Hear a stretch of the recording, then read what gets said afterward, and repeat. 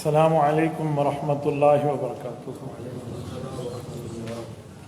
نحمده ونصلي ونسلم على رسوله الكريم اما بعد قال الله تبارك وتعالى شهر رمضان الذي انزل فيه القرآن اللهم صل على محمد وعلى آل محمد كما صليت على إبراهيم وعلى آل إبراهيم إنك حميد مجيد اللهم بارك على محمد وعلى آل محمد كما باركت على إبراهيم وعلى آل إبراهيم إنك حميد مجيد۔ میرے معزز دوستو، شعبان المعظم سن 1444 ہجری کا آخری جمعۃ المبارک ہے۔ امید ہے انشاءاللہ تعالی اگلا جمعہ رمضان المبارک کا ابتدائی پڑھ رہے ہوں گے۔ نبی پاک صلی اللہ علیہ وآلہ وسلم کی عادت مبارکہ یہ تھی کہ جب شعبان ختم ہو رہا ہوتا اور رمضان المبارک شروع ہو رہا ہوتا تو حضور پاک علیہ الصلوۃ والسلام ایک تقریر فرماتے، ایک خطبہ ارشاد فرماتے، ایک بیان فرماتے۔ صحابہ کرام رضی اللہ عنہم اجمعین نے حضور اقدس صلی اللہ علیہ وسلم کے الفاظ کو یاد کیا اور اس خطبے کو آپ اور میرے تک پہنچا دیا۔ حدیث پاک کی کتاب ہے امام ابن خزیمہ کی صحیح ابن حبان، امام ابن خزیمہ رحمۃ اللہ علیہ کی صحیح ابن خزیمہ، اس میں حضرت سلمان رضی اللہ تعالیٰ عنہ کے واسطے سے یہ حدیث پاک موجود ہے، اور وہی خطبہ ہے جو حضور پاک نے شعبان کے آخر میں اور رمضان کے شروع میں ارشاد فرمایا۔ میں چاہوں گا اس خطبے کو تھوڑی تھوڑی تشریح کے ساتھ، وضاحت کے ساتھ آپ کی خدمت میں عرض کر دوں۔ کئی فوائد ہیں۔ سب سے پہلا فائدہ تو یہ ہے کہ جو لفظ رسول اللہ کے ہیں ان لفظ کے بولنے میں بھی اور سننے میں بھی برکات ہے۔ دوسرا فائدہ یہ ہے کہ نبی پاک صلی اللہ علیہ وآلہ وسلم کی سنت کی اتباع ہو جائے گی کہ حضور پاک بھی ان دنوں میں یہی کام فرماتے تھے تو ہم بھی وہی کام کر لیں۔ تیسری چیز یہ ہے کہ جو بات نبی پاک علیہ السلام نے صحابہ کرام کو سمجھائی تھی اور صحابہ نے اس پہ عمل کیا تھا تو ہم بھی اس پہ عمل کرنے والے بن جائیں گے۔ چوتھی بات یہ ہے کہ رسول اللہ صلی اللہ علیہ وآلہ وسلم کی باتوں پہ عمل کرنے کے بعد ہمارے اندر وہ جذبہ آئے گا کہ رمضان المبارک کو ہم گزاریں گے نہیں بلکہ رمضان المبارک کو پا لیں گے۔ ایک ہوتا ہے گزار دینا اور ایک ہوتا ہے رمضان کی حقیقت کو پا لینا۔ گزارنا چھوڑیں، اللہ تعالی ہمیں رمضان المبارک کی حقیقت نصیب فرما دے۔ ان سلمان رضی اللہ عنہ قال خطبنا رسول اللہ صلی اللہ علیہ وسلم فی آخر یوم من شعبان۔ حضرت سلمان فارسی فرماتے ہیں نبی پاک علیہ الصلوۃ والسلام نے شعبان کی آخری تاریخ میں ہمیں ایک خطبہ ارشاد فرمایا۔ فقال یا ایھا الناس، رسول اللہ صلی اللہ علیہ وسلم فرمانے لگے اے لوگو، قد اضلکم شہر عظیم، اللہ پاک نے تمہاری طرف ایک خاص مہینے کو، بڑے مہینے کو متوجہ فرما دیا ہے۔ مبارکن، اور یہ خالی بڑا مہینہ، خاص مہینہ نہیں ہے بلکہ بابرکت مہینہ ہے۔ شہر فیہ لیلۃ خیر من الف شہر، اس کے مبارک ہونے میں کئی دلائل ہیں۔ ان میں پہلی وجہ یہ ہے کہ اس میں ایک رات شب قدر کی ایسی ہے جو 1000 رات تک بندہ عبادت کرتا رہے۔ ایک رات ایسی ہے جو 1000 مہینے تک بندہ عبادت کرتا رہے، اس سے بڑھ کے ثواب ملے گا۔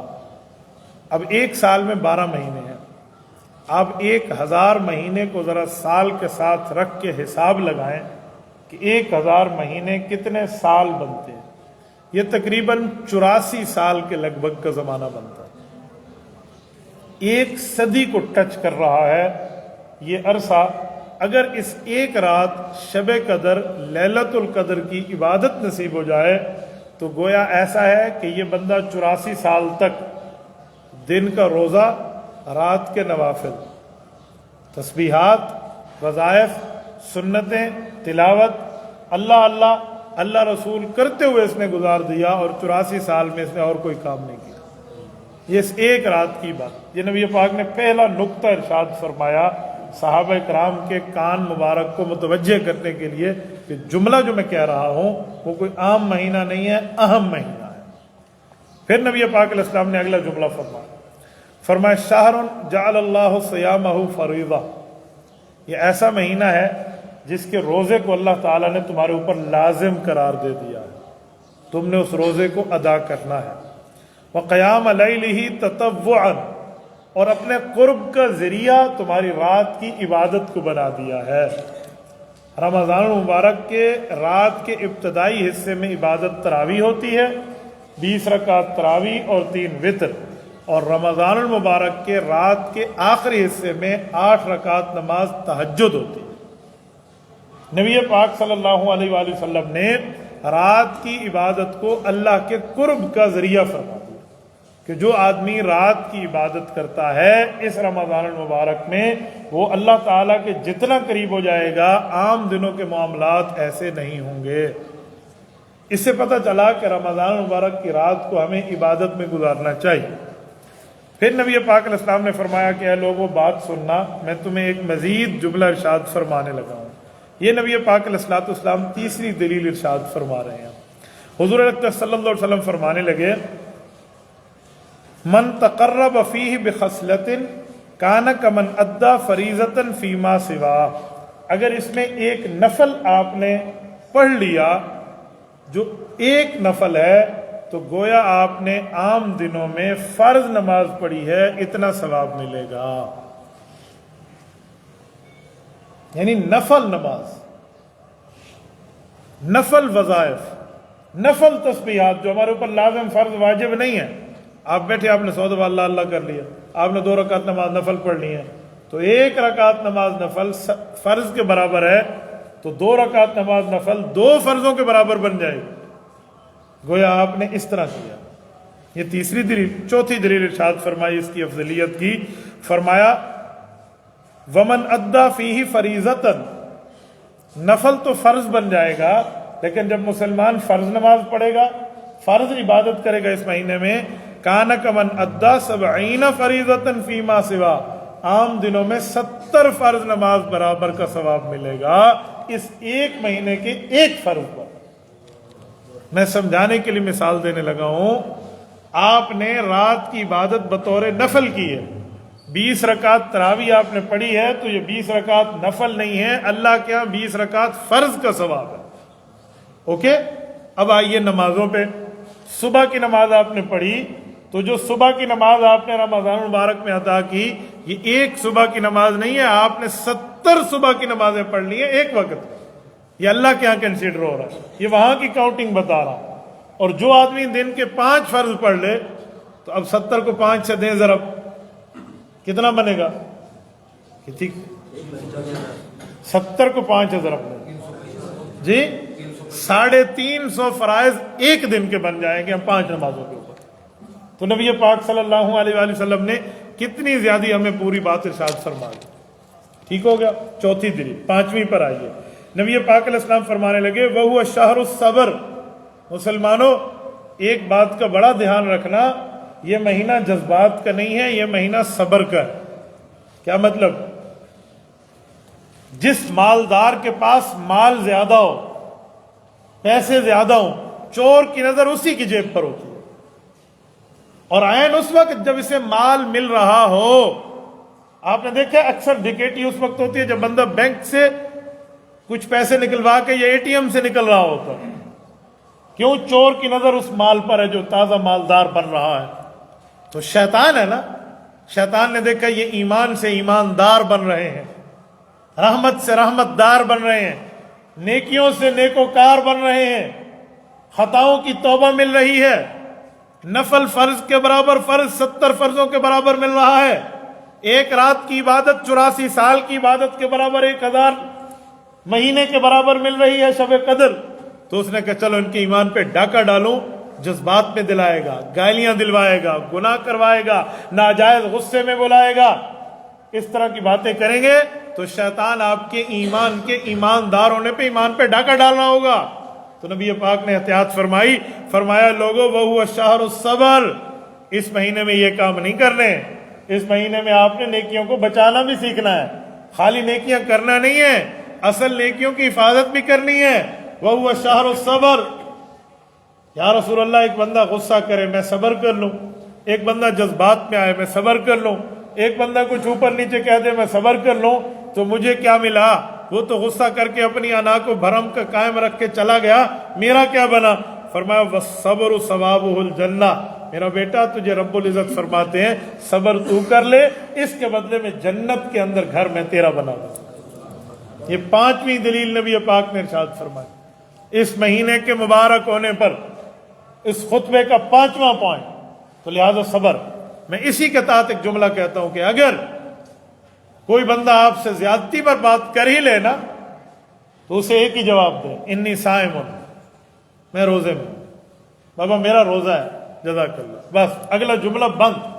اگلی بات کہنے کی ضرورت نہیں ہے کہ میں بک بک نہیں کر سکتا، میں تیرے ساتھ بے حیائی نہیں کر سکتا، میں تیری طرح گالیاں نہیں دے سکتا، یہ جملہ کہنے کی ضرورت ہی نہیں، میرا روزہ ہے۔ اگلے کو حیا کر کے سمجھ لینا چاہیے وہ کیا کہنا چاہ رہا ہے۔ تو اسی لیے بس یہ نیکی کرنے کے بعد بچانا بھی ہے۔ یاد رکھیں صرف دوا سے بات نہیں بنتی جب تک احتیاط نہ ہو، جب تک پرہیز نہ ہو۔ ایسے دوائی کیا اثر کرے گی؟ آپ کے میں ٹینکی بھرنے کے لیے واٹر پمپ لگوا دیا لیکن ٹینکی میں اتنا بڑا آپ سوراخ رکھوا دیں، وہ خاک بھرے گی اس کو؟ اس موٹر نے کیا کام کرنا ہے؟ تو ہمارے پاس نیکیاں تو آ رہی ہیں لیکن شیطان ہمارے گناہوں کے سوراخ کرواتے جا رہا ہے، ہم نیکیاں یہاں ڈماڈول کر کے جا رہے ہیں، تو پیچھے فائدہ۔ تو یہ نبی پاک علیہ السلام نے 5ویں چیز ارشاد فرمائی۔ آؤ 6 نمبر پہ نبی پاک فرمان لگے وَهُوَ شَهْرُ الْمُوَاسَاةِ، صرف صبر نہیں کرنا بلکہ یہ مہینہ غم خاری کا مہینہ ہے۔ مواسات، غم خاری کسے کہتے ہیں؟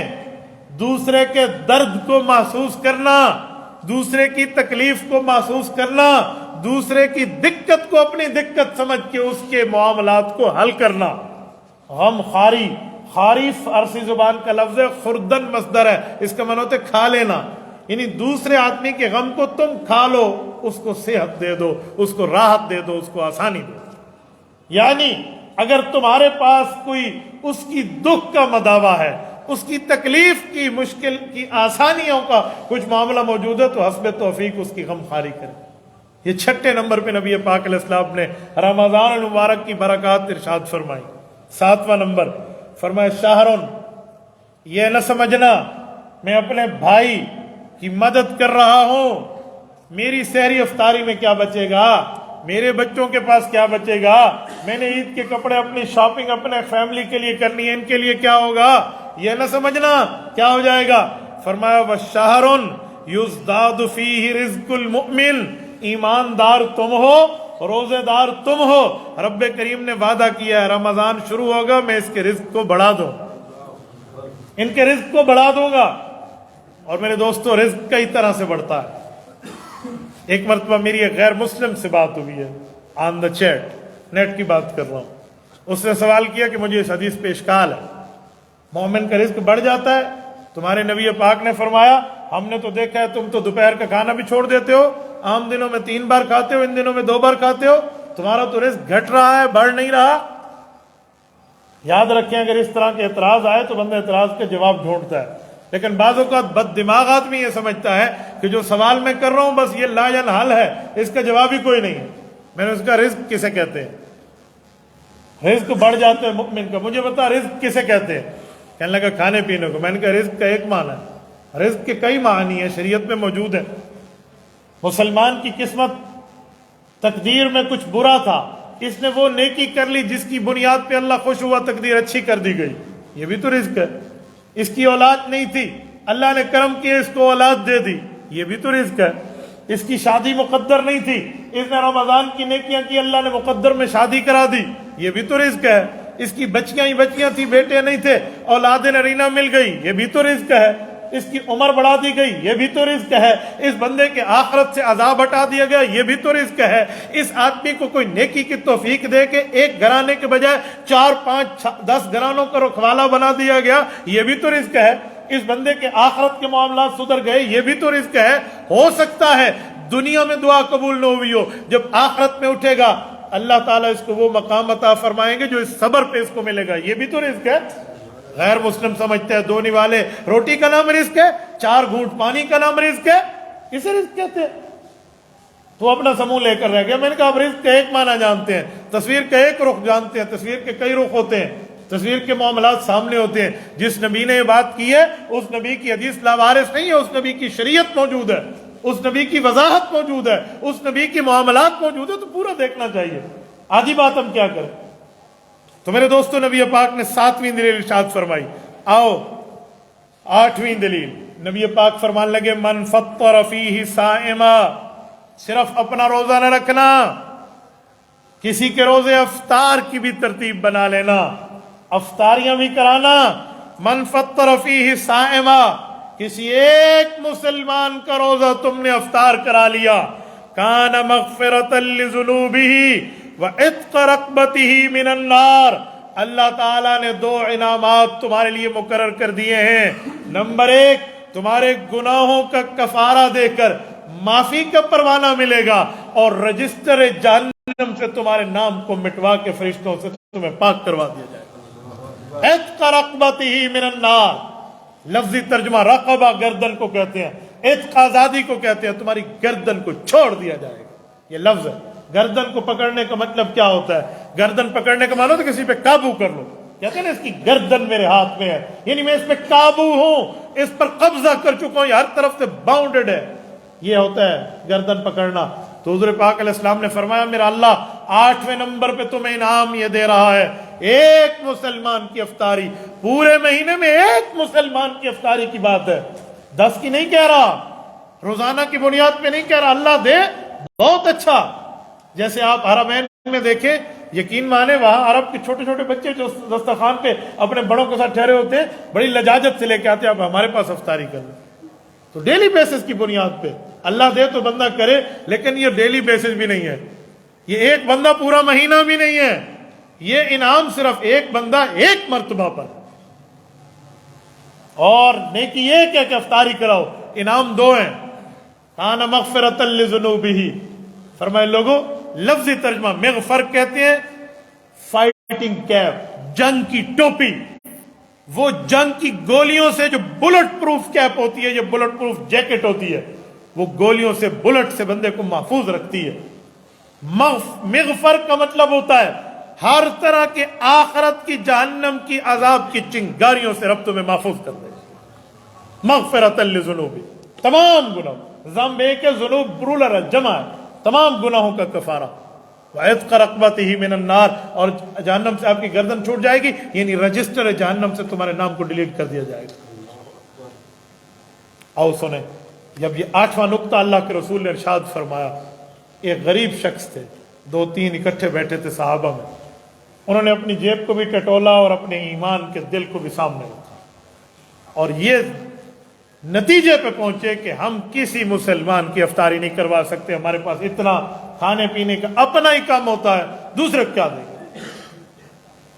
उन्होंने नबी पाक अलैहिस्सलाम से इसी पर एक सवाल कर दिया इस दौरान खुतबा, या रसूल अल्लाह इजाजत हो तो एक बात।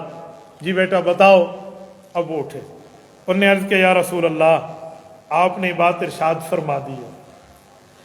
खालू या रसूल अल्लाह लैसा कुल्लुना यजिदु मा युफ्तिरु साइम, ईमान हमारा आपके सामने है, हमारी मईशत भी आपके सामने। हम जितने बैठे हैं ना, 3-4 जो सवाल वाले उठे थे, हमारी ये पोजीशन नहीं है कि हम किसी मुसलमान को पूरा महीना एक दिन भी अफ्तारी करा पाए, ये हमें नहीं मिल पाएगा। वो जमाना जो जंगों का जमाना था, जब एक चादर पहनकर दूसरी चादर की बंदे को एहतियाज रहती थी, जब इतनी गुर्बत का जमाना हो कि नबी पाक अलैहिस्सलाम ने बाज़ औक़ात पेट पे 2-2 पत्थर बांधे हो, जब इतनी गुर्बत का जमाना हो कि पेट पे पत्थरों के मामलात हो, उन दिनों में अफ्तारी का दस्तरखान सजाने की कितनी बड़ी बात होती। तो इन्होंने जो बात की अपनी हकीकत पे बात कही, तो फिर बड़े बड़ों को सवाब अल्लाह देगा, हम जैसे छोटों पर क्या होगा। हम मईशत के मामलात में छोटे हैं, ईमान के मामलात में तो दुनिया में नबी के एक सहाबी की एक नेकी पूरी उम्मत से अफजल है, लेकिन हमारी मईशत के मामले में ये प्रॉब्लम। नबी पाक अलैहिस्सलाम को रहमतुल लिल आलमीन रब ने फरमाया। नबी पाक अलैहिस्सलाम ने जो अल्लाह ताला से जवाब लिया है ना, वो इसी मौके पे इनको जवाब इरशाद फरमाया और बड़े प्यार से फरमाया, बेटा आप क्या समझते हो, पेट भर के खाना खिलाने को अफ्तारी कहते हैं? جب حضور یہ بات فرما رہے ہیں صحابہ کے چہرے کھل اٹھے کہ اب ہمارے لیے کوئی جو ہے نا ہماری بخشش کا سامان بھی بننے کی تیاری ہو گئی. کہ یعطی اللہ ھذا الثواب من فطر صائما علی تمرۃ او شربۃ ماء او مزقۃ لبن. کہ بیٹا 3 چیزوں میں کوئی ایک کر پاؤ گے؟ یا رسول اللہ کیا؟ کہ میرا رب فرماتا ہے پانی کے ایک گھونٹ پلانے کی بھی اگر تمہیں طاقت ہو جس سے روزہ افطار ہو جائے.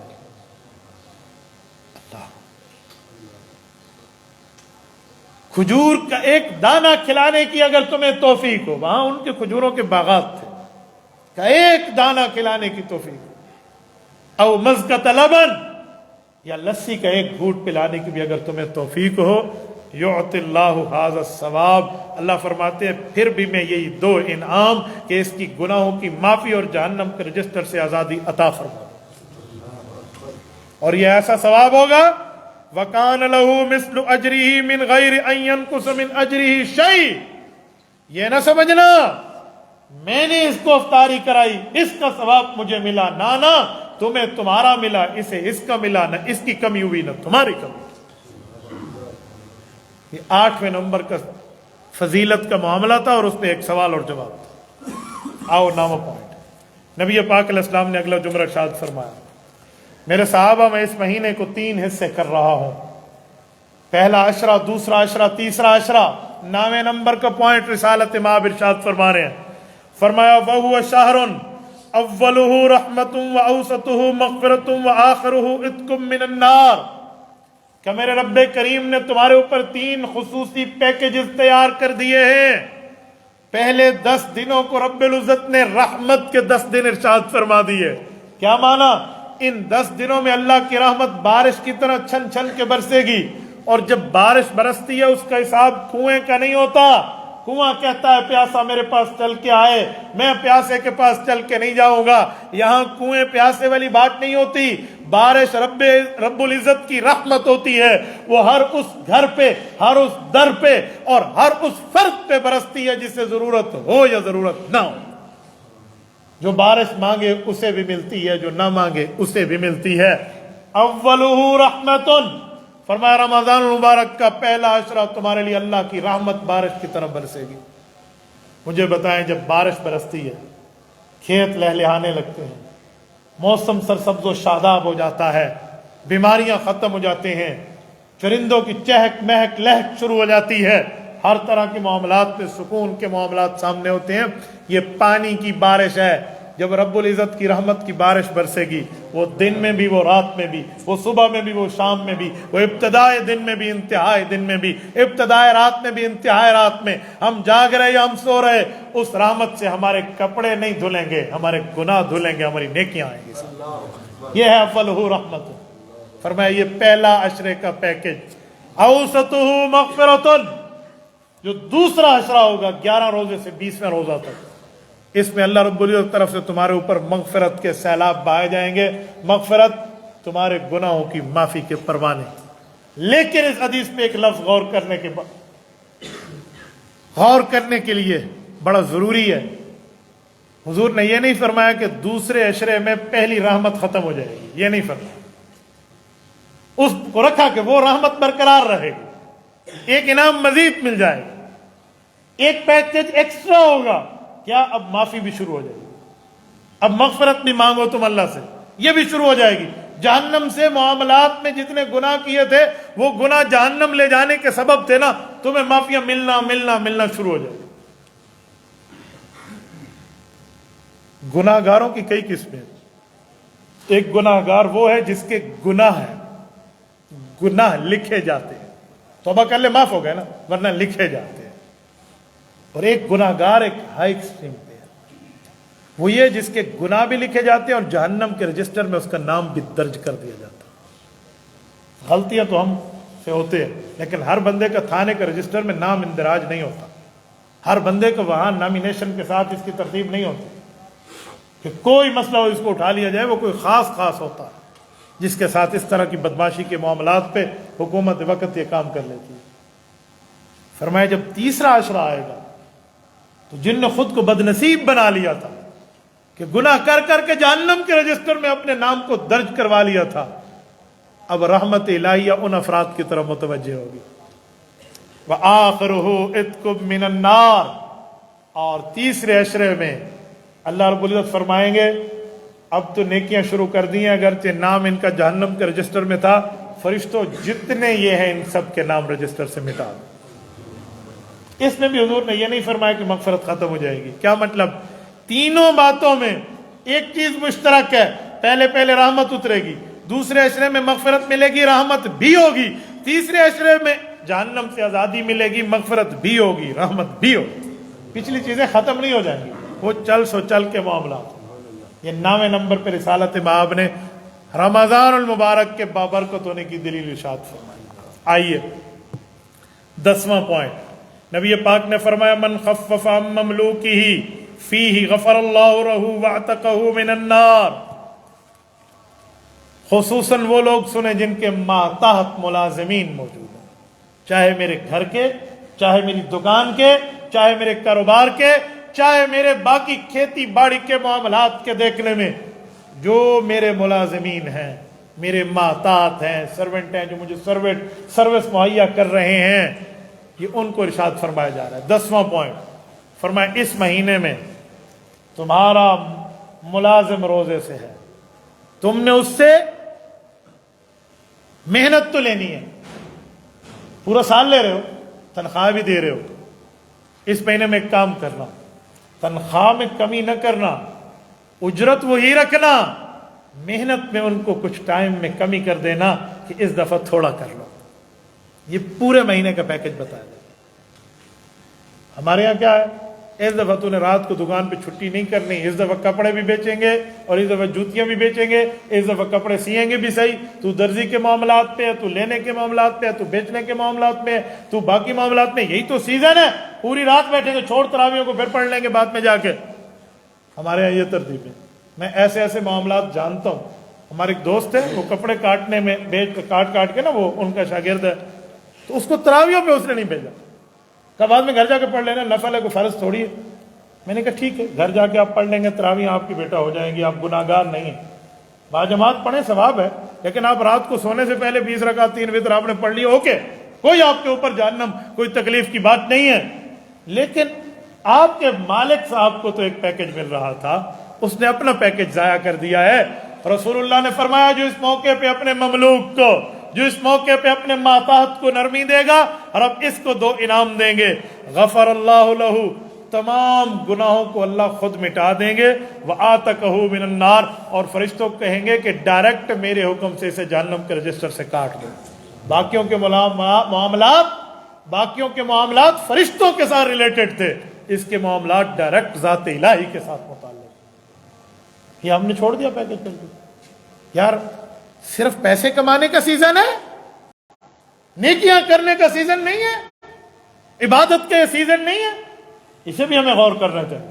ایز اے مسلم ہمیں سوچنا چاہیے، اگر کچھ غلطی ہو گئی تو چھوڑ دیں، یہ نہ سمجھیں کہ میرا پیسوں کے آمد و رفت کا معاملہ کم ہو جائے گا۔ نہ بابا، میں شروع میں پوائنٹ آپ کی خدمت میں رسالت مآب کا عرض کر چکا ہوں، شہر فیہ یزداد رزق المؤمن، فرمایا اس میں مؤمن کا رزق بڑھے گا، یہ بات طے ہے، یہ طے ہے۔ یہ 10واں پوائنٹ۔ آؤ 11ویں نمبر کا پوائنٹ، نبی پاک علیہ السلام نے فرمایا میرے صحابہ، میں تمہیں 11ویں نمبر پہ رمضان مبارک کی عظمت سمجھانے کے لیے کہنے لگا ہوں، وَاسْتَكْثِرُوا فِيهِ مِنْ 4 خِصَالٍ، 4 کاموں میں زیادہ ترتیب شروع کر دینا۔ جی یا رسول اللہ، فرمائیے وہ 4 کام کون سے ہیں؟ فرمایا خصلتین لا غناء بکم عنہما وخصلتین ترضون بہما ربکم، او کما قال علیہ السلام۔ فرمایا 2 چیزوں سے اللہ راضی ہوگا، 2 چیزوں سے بس تم نے مانگنا ہے، ڈائریکٹ تمہاری ذات کے ساتھ نہیں ہے، بس تم نے کرتے رہنا ہے۔ یا رسول اللہ ارشاد فرما دیں، جن 2 چیزوں سے رب نے راضی ہونا ہے وہ بھی کریں گے، جو باقی 2 چیزیں ہیں وہ بھی کریں گے۔ فرمایا فَأَمَّا الْخَصْلَتَانِ اللَّتَانِ تُرْضَوْنَ بِهِمَا رَبَّكُمْ، وہ 2 کام جس سے تم اپنے اللہ کو راضی کر لو گے، فَشَهَادَةُ أَن لَا إِلَٰهَ إِلَّا اللَّهُ وَتَسْتَغْفِرُونَهُ، ایک تو کلمہ طیبہ کے پڑھتے رہنا اور ایک استغفار پڑھتے رہنا، لا الہ الا اللہ پڑھتے رہو، جس وقت تسبیح ختم ہو آخر میں محمد الرسول اللہ صلی اللہ علیہ وآلہ وسلم بندہ کہہ دے۔ نمبر 2 استغفر اللہ کم از کم اتنا، ورنہ استغفر اللہ ربی من کل ذنب واتوب الیہ پورا ہے، اتنا بھی پڑھ لینا استغفر اللہ ثواب میں پھر بھی شامل۔ بعض اوقات بندہ لمبا تسبیحات کا وظیفہ نہیں کر سکتا، تو استغفر اللہ کہنے میں کیا حرج ہے؟ یہ استغفار کی کئی برکات ہیں، اس میں ایک برکات اولاد کا ملنا بھی ہے، ایک برکات نعمت کا ملنا بھی ہے، ایک برکات دولت کا ملنا بھی ہے، ایک برکات آسمان سے بارش کا آنا بھی ہے، ایک برکات قرضے اترنے کا بھی ہے۔ یہ تمام برکات استغفار کے ساتھ ریلیٹڈ ہیں۔ فرمایا یہ 2 کام تم نے کرنے ہیں۔ فَأَمَّا الْخَصْلَتَانِ، ایک 2 گئے، وَأَمَّا الْخَصْلَتَانِ اللَّتَانِ لَا غِنَىٰ بِكُمْ، اور وہ 2 کام جو تم نے کرنے ہیں وہ تمہارے ساتھ نہیں ہے، وہ تمہارے اللہ نے کرنے، بس تم نے مانگنے ہیں۔ وہ کون سے؟ فرمایا فَتَسْأَلُونَ اللَّهَ الْجَنَّةَ وَتَعُوذُونَ بِهِ مِنَ النَّارِ، اللہ مجھے جنت دے دے، اللہ جہنم سے پناہ دے دے۔ یہ 2 کام کرتے رہو گے اللہ عطا فرمائے، جنت کا سوال، جہنم سے پناہ، یہ 2 کام تم نے کرے۔ رب العزت سے بندہ مانگے تو صحیح، شیطان کی پٹی ہوتی ہے، نہیں پہلے وضو کر، بڑے سیدھا کعبے کی طرف منہ کر بیٹھ کے پھر دعا مانگ، چلتے پھرتے کوئی دعا ہے؟ بابا قرآن کریم نے کہا بھی ان لوگوں کو اللہ کا ولی ہے کہ جو چلتے پھرتے بھی اللہ سے بات کرتے رہتے ہیں۔ یذکرون اللہ قیاما وقعودا وعلی جنوبہم، قیاما وقعودا وعلی جنوبہم، کھڑے ہوتے بیٹھتے لیٹتے، سب چیزوں میں اللہ یاد۔ یہ نہیں ہے کہ صرف میں مصلی پہ آ کر دوزانوں بیٹھوں گا اس وقت اللہ سنتا ہے، میرا اللہ اس وقت نہیں سنتا۔ میرا اللہ دل کے چھپے ہوئے بھید کے اندر کے معاملات سے، اس بھید کے پیدا ہونے سے پہلے بھی واقف ہے۔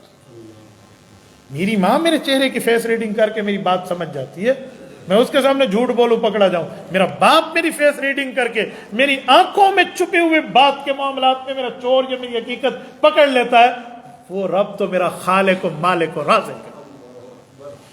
تو اسی لیے یہ چیز نہ رکھیں، ہر وقت اللہ سے۔ 11واں پوائنٹ، 12واں اور آخری پوائنٹ رسالت باب نے اس خطبے میں ارشاد فرمایا۔ حضور فرمان لگے وَمَنْ سَقَى صَائِمًا سَقَاءُ اللَّهُ مِنْ حَوْضِي شَرْبَةً لَا يَظْمَأُ حَتَّى يَدْخُلَ الْجَنَّةَ۔